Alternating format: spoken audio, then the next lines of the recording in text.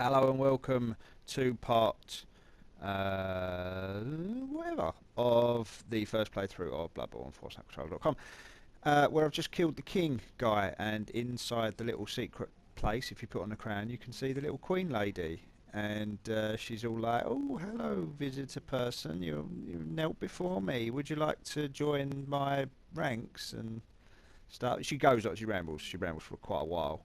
In the meantime, I sort of had a look around the room while she was rambling. It's like when you're in a meeting and you're sort of browsing through your phone, just checking Twitter instead of paying attention. Anyway, she wanted me to join her by like swearing an oath and drinking her blood. So I said no and left. I went back to the Canehurst guy. I was all like, I've got an invitation, and you're all about Canehurst. I remembered from all our conversations that we had ages ago. So, do you want it? And he was like, yeah, brilliant, man. That's cool. That's brilliant. Thanks, man. I'm going to Canehurst now, and I can go and do whatever it is I was meant to do. He did explain it to me, but I wasn't paying attention. Like, I was checking Twitter. So yeah, see you later. He's off. Someone happy.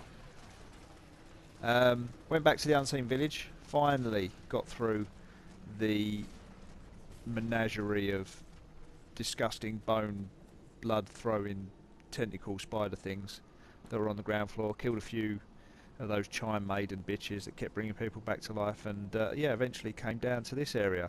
And the first thing you see when you get down to this area is a bloody chime maiden. So that filled me with hope of how this might develop. Um, and then all the skies started getting all dark and moody and weird. I thought because the moon was being covered up, I was going to get some kind of wolf thing, like full moons, and since there was werewolves in the game and stuff and whatnot. But instead, I got some god awful dripping corpse thing with snot and puke and shit falling off it, and a tongue and a skeleton, and yeah, pretty grim, the bone guy. So, so yeah, another giant beast for me to slay. Turns out though that there are chime maidens in this area. So not only do you have to fight this bugger, but you've got them up there launching fireballs at you. So the first thing I did was climb the stairs and go around and make sure I killed them all. There's 6 of them. 6 of the buggers. Throwing fireballs at you while you're trying to fight a giant rotting corpse thing that is, got snot and stuff coming off it. But yeah, they're not that hard. The one thing you've got to watch out though is if you hit them next to a balcony, they can fall off, and if they fall off, they can survive and still be shooting you. But yeah, I gave him a bit of a good hiding first time around. You can get in quite close sideways when he's not ripping his own legs off and swinging them at you. But you have to sort of get in between the kicky legs and do some damage. But didn't work out for me that time, so I decided to go and do something else while we waited. I went back to the old Canehurst castle, and the blonde guy's completely lost it. Like he's just out of the tree, nuts. He's wearing a Toblerone on his head. He's drenched in blood, and he's chanting away. He's carrying a cartwheel. I mean, look at the mess he's made of the Queen. Like that is just viscera. He's completely lost the plot. So I'm not quite sure I should have given him the thing now, but hey ho, job's a good one. I went back to the cathedral with a view to go up to the upper cathedral ward, but when I went back in, everyone's all moody. She's all moody, won't talk to me. The crone's all moody, won't talk to me. So I'm a bit like the pregnant woman. I've given that away now, haven't I? The whore at the top is all groaning because she's got a stomach ache. I wonder what that could be.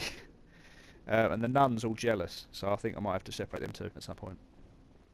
Anyway, I did eventually go up to the upper cathedral ward, but it was very confusing and complicated, so I decided to actually go back and streamline what I was doing by knocking off a few of the branching areas that I'd opened up, and after only a couple of goes, the old one reborn was no longer reborn. He was unborn.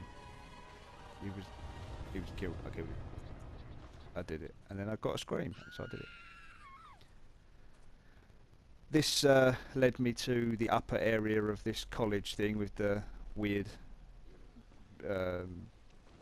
lecture professor mortarboard wearing gooey marshmallow men, but they didn't pose too much trouble, even when they were hiding from me, doing super secret attacks from the ceiling. But when I played through on the ground level, I saw this geezer up the top, so I knew he was going to be there. So while he was there, thinking he's hiding from me, I just shot him, and then waited for him to do his little wavy attack, and then chopped him up. Marshmallows. This geezer was a bit of a pain. They're like the naked giant people, except he's got big flame hands, and they do a lot of damage for a single hit. So I did the sensible thing and legged it. It was just a case of running away and then running back, and then eventually, when I got him down enough, I just charged in and hacked him to pieces with my giant fire sword. It was only made more difficult by the people throwing gooey stuff from the other side, but got through it to the end and found Spider-Man. He has let himself right go. He's got rid of the red suit. He's now just a human head on a spider. Looked like a right numpty. Yeah, I don't know who this guy is. I don't even remember hearing about him on the ground floor bit. I must have missed this area. But yeah, just a head on a spider. Spoke to him. He said he couldn't believe that I killed his boss, and he gave me something. And I said cheers and left. Moved on to the next area.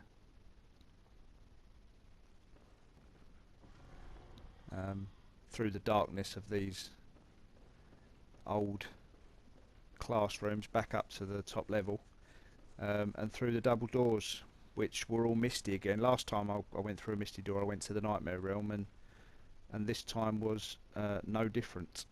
Through the doors you find another super secret. It's not secret, it's where you're meant to go. First thing you find out, bell ringing woman appears. That got me on the back foot. That peed me off, because now I know that there are enemy human people that can jump in my game and kill me if they wish, which they did, which was unpleasant. But at the top of the hill there is a rather ominous area with a big glowy window that needs to be eradicated, and oh my god, is it a big area. But we'll deal with that on the next playthrough. For now, I'll just leave you watching me walk up the hill and looking at it all serene and ominous like. Ooh, join me next time. Subscribe if you like to be notified when the video comes up. It's likely to be soon, because I'm about to edit it right now and upload it at the same time as this one. Bye!